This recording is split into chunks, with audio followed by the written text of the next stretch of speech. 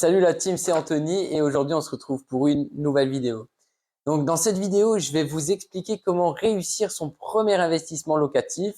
Ça vous permettra d'enchaîner et de pouvoir vous construire votre patrimoine immobilier. Donc avant de commencer cette vidéo, n'hésite pas à t'abonner.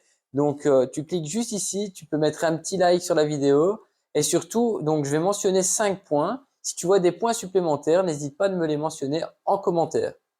À tout de suite.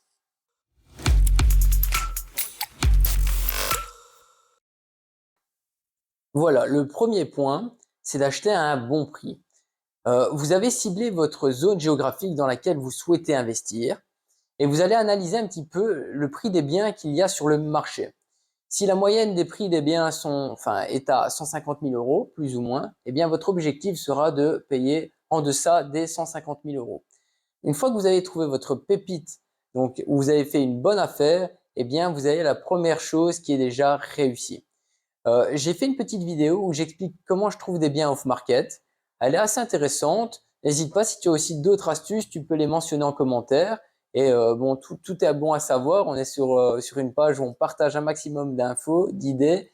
Donc, n'hésite pas à écrire ça en commentaire.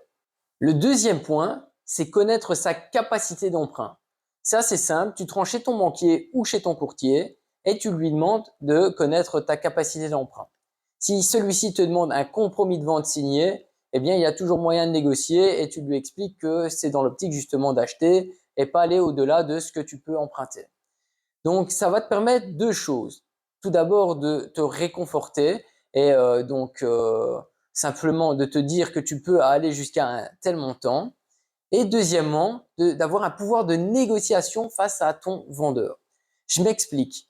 Le fait de savoir jusqu'à combien tu peux emprunter te permettra d'aller vers lui et lui dire, voilà, je peux te faire une offre ferme pour un montant X parce que donc la banque m'a accepté et je sais que je peux obtenir mon crédit très rapidement. Donc si le vendeur donc est pressé ou simplement si le vendeur ne veut pas perdre son temps, eh bien il te fera confiance et t'octroiera son bien. Ensuite, le troisième point, c'est la localisation. Je vais pas m'éterniser là-dessus, mais tout bon investisseur sait qu'il doit choisir correctement donc sa localisation d'investissement.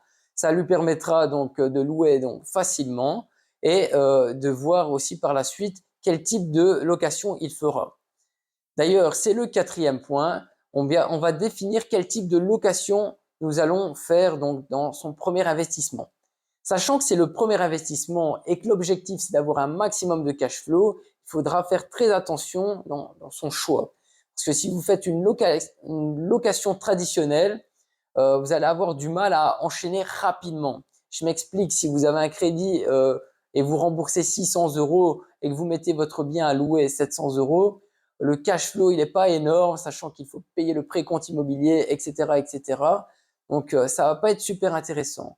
Maintenant, il y a plusieurs types de choses qui sont intéressantes dans la location, comme la colocation, comme le Airbnb, comme la location meublée. Ça, c'est à vous de définir ce point.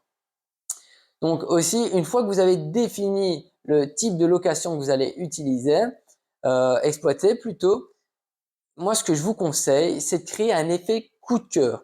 Donc ça, c'est même un point essentiel. Je l'ai pas mentionné dans les critères des points, mais c'est vraiment un point qui est vraiment important. C'est créer cet effet coup de cœur. On a énormément de plateformes, de sites comme Pinterest où vous pouvez avoir un maximum d'idées et ça va vous inspirer.